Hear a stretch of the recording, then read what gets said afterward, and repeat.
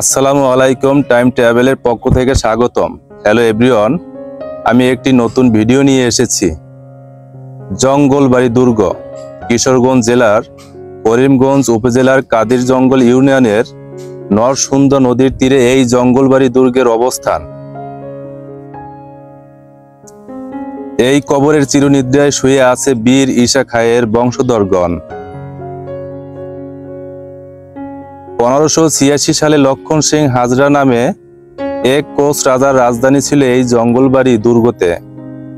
1586 সালে রাজা লক্ষণ সিং হাজরাকে বীর ঈসা খাঁ পরাজিত করে এখানে রাজধানী স্থাপন করে তার পাশেই একটি মসজিদ নির্মাণ করেন। এটি হচ্ছে সেই মসজিদ। যেহেতু রাজা লক্ষণ সিং হাজরা একজন হিন্দু ছিলেন, তার থাকার কথা ছিল মন্দির, তবে এখানে দেখতে পাই মসজিদ। এটি পরিষ্কার যে বীর ঈসা খাঁ এই মসজিদ নির্মাণ করেছেন।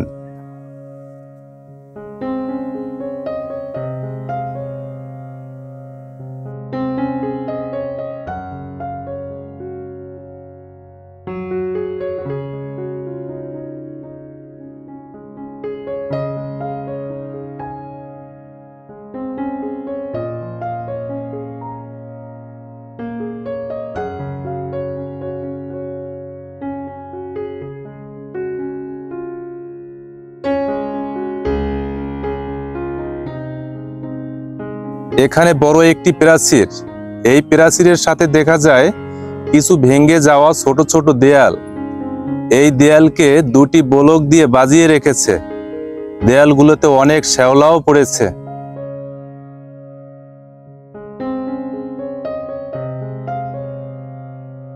লতাপাতা ছেয়ে গেছে।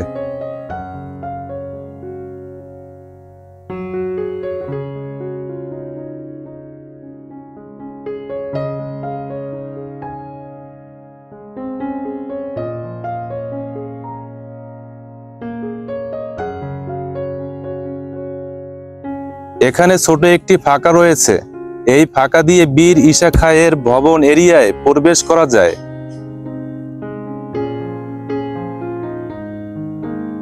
বীর ঈসা খাঁয়ের প্রাসাদের চতুর্পাশে এভাবেই প্রাচীর রয়েছে।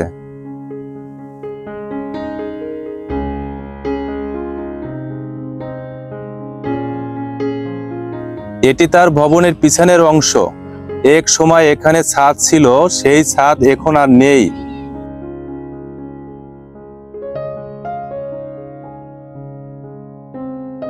আছে শুধু ভবনের ফেটে যাওয়া জরাজীর্ণ দেয়ালগুলো। হয়ে গেছে পলেস্তারা, রয়ে গেছে স্মৃতি।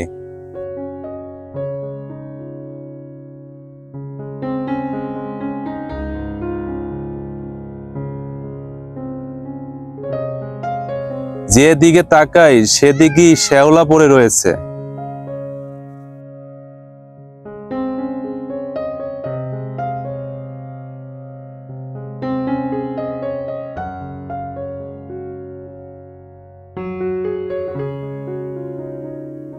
বীর ঈসা খাঁ এক প্রতাপশালী রাজা ছিলেন। তার মূল বাড়ি নারায়ণগঞ্জের সোনারগাঁয়ে অবস্থিত। তবে পানামা নগরী ছাড়াও আরো একটি ঘাঁটি ছিল কিশোরগঞ্জ জেলার করিমগঞ্জ উপজেলার এই জঙ্গলবাড়িতে।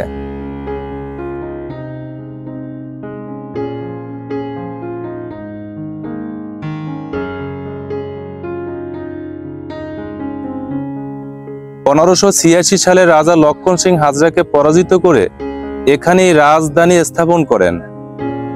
এই রাজধানী জঙ্গলবাড়ি দুর্গ নামেই পরিচিত।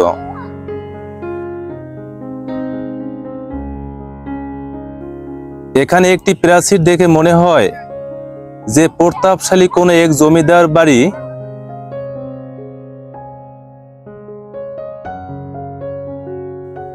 পলেস্তারাগুলো ক্ষয়ে পড়ে গেছে, রয়েছে অনেক শ্যাওলা, খেয়ে গেছে ইটগুলো।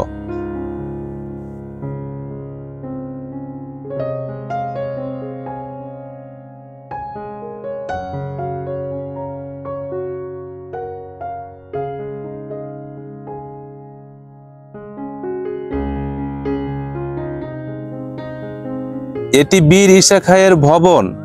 সামনে আছে একটি সিঁড়ি, উপরে দেয়াল ফেটে গেছে, নেই কোনো পলেস্তারা, রয়েছে দরজা জানালা।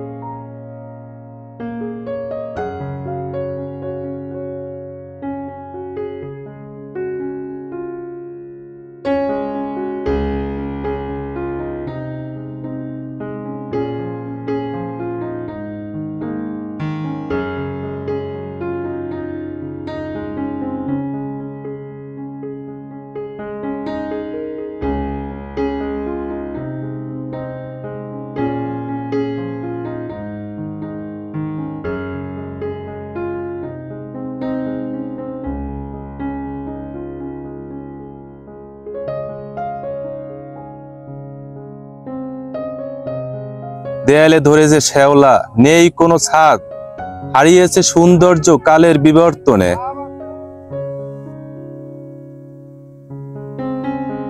এই ভবনে বীর ঈশা খাঁ 15তম বংশধর বসবাস করেন। আছে তাদের আত্মসম্মান, নেই কোনো সম্পদ, যতটুকু ছিল তাও নিয়ে গেছে স্থানীয় প্রভাবশালীরা।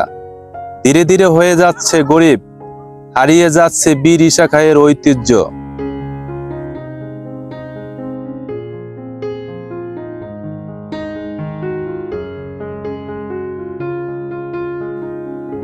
ঈশা খাঁ মোগল সম্রাট আকবরের সেনাপতি মানসিংহকে পরাজিত করে 1597 সালে বাংলার স্বাধীনতা রক্ষা করেছিলেন।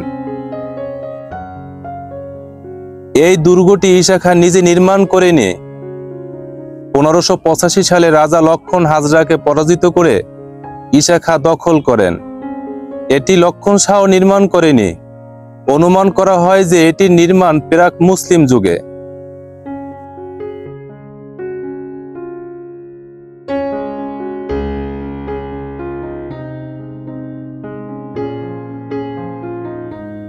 এখানে দেয়াল ফেটে গেছে, যে কোনো সময় পড়ে যেতে পারে, খুবই ঝুঁকিপূর্ণ। এই রং করা দেয়াল বীর ঈশা খাঁয়ের দরবার হলের পশ্চিম পাশের অংশ।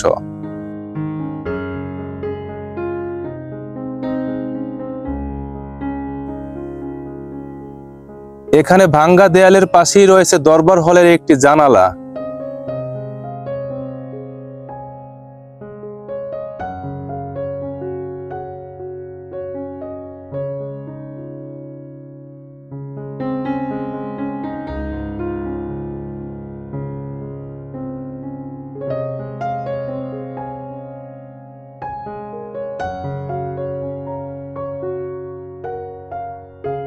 দরবার হলের দক্ষিণ পাশের দেয়াল অনেকগুলো বাঁশ দেখা যায়, কারণ দরবার হলের সংস্কারের কাজ চলছে।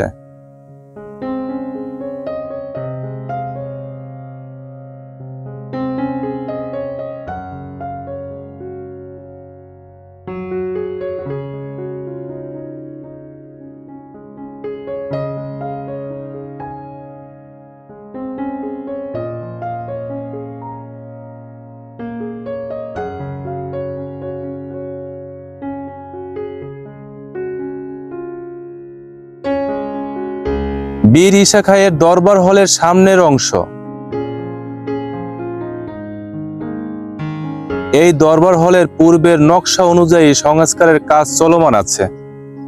অনেকগুলো দরজাও রয়েছে ভবনে।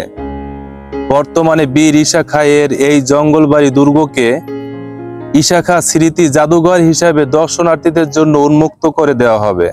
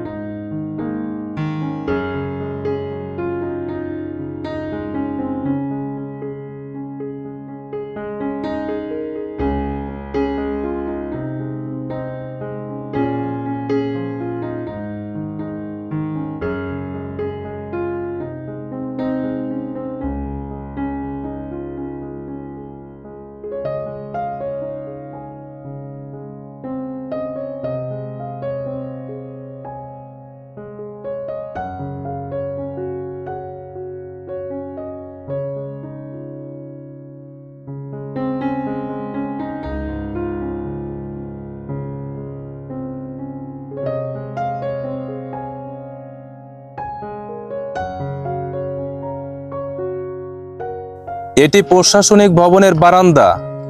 সংস্কারের কাজ চলছে, তাই এখানে অনেকগুলো বাঁশ বাঁধা অবস্থায় রয়েছে।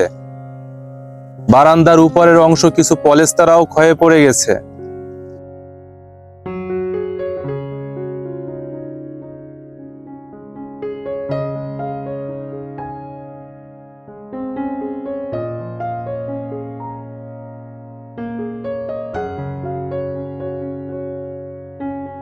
দেয়ালের পলেস্তারা একেবারেই নেই, খুলে পড়ে গেছে।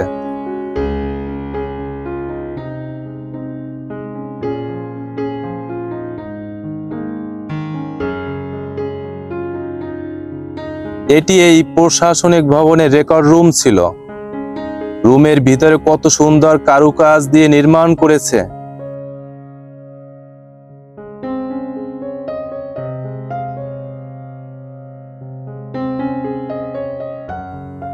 এই রুমের চারপাশে অনেকগুলো তাক রয়েছে।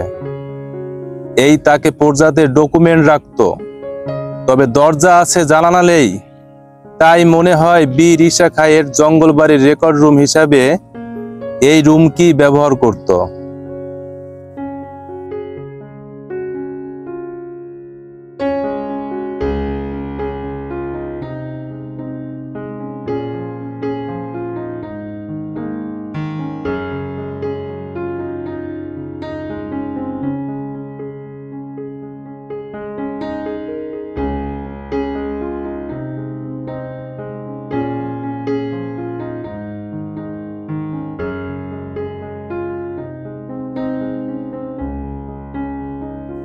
এই রুমের দেয়ালে একটি ফলকে বীর ঈশা খাঁয়ের ইতিহাস লেখা আছে। সেখানে উল্লিখিত ঈশা খাঁ জন্মসাল ও জঙ্গলবাড়ির অবস্থান কালও বিভ্রান্তিকর।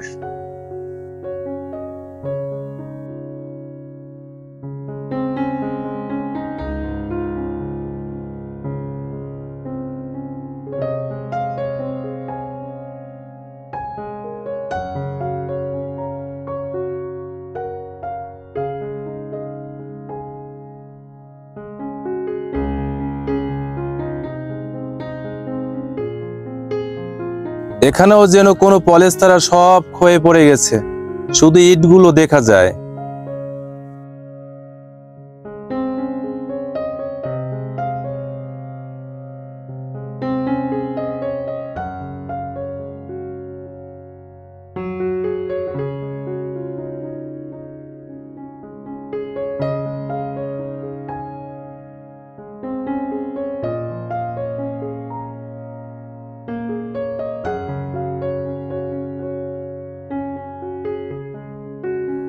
এই কক্ষে দরজা আছে অনেকগুলো, তাকও রয়েছে, কোনো জানালা নেই। তাই ধারণা করা যায় যে এটিও রেকর্ড রুম ছিল। কিছু কিছু জায়গায় পলেস্তারাও ক্ষয়ে গেছে, শ্যাওলা পড়ে আছে।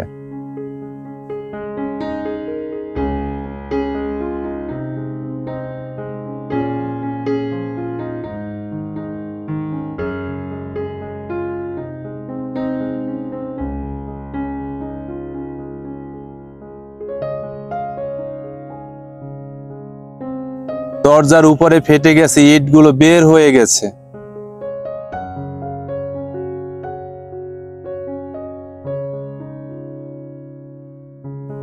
এখানেই ছিল বীর ঈশা খাঁয়ের দরবার রুম। এই রুমেই তিনি তার অধীনস্থ কর্মকর্তা ও কর্মচারীদেরকে নিয়ে দরবার করতেন। এই কক্ষের কলমের উপরে ওয়ালগুলো কত সুন্দর। উপরের এই ছাদ পূর্বেও ছিল না, এটি সংস্কার করে পুরনো রূপ ফিরিয়ে আনা হয়েছে।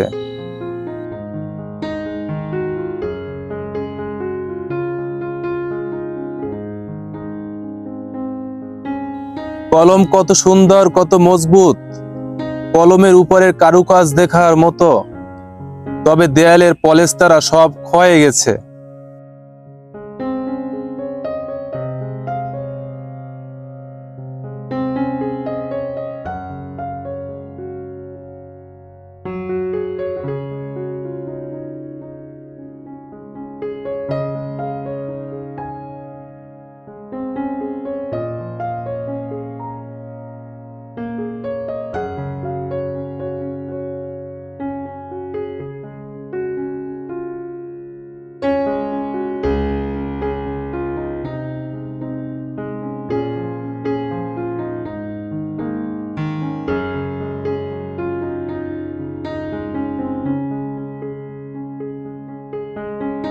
কত দরবার হয়েছে, কত পর্যারা এসেছে, আজকালের বিবর্তনে সব হারিয়ে গেছে এই জঙ্গল বাড়ি থেকে।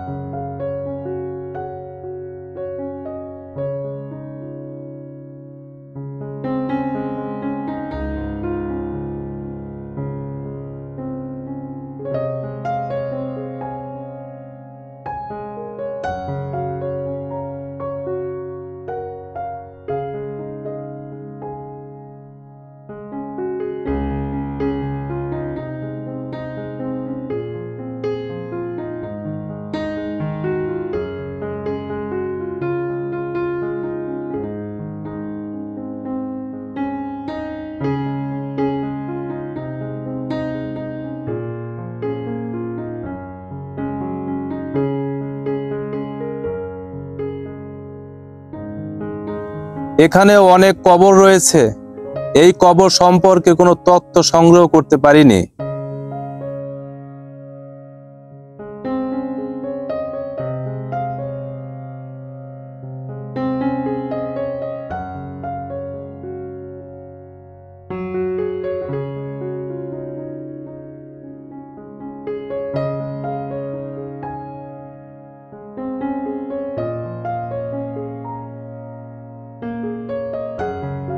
বারো ভূঁইয়াদের প্রধান রাজা ঈশা খাঁ এই পুকুরটি খনন করেছিলেন। সব হারিয়ে গেছে, শুধু আছে স্মৃতি।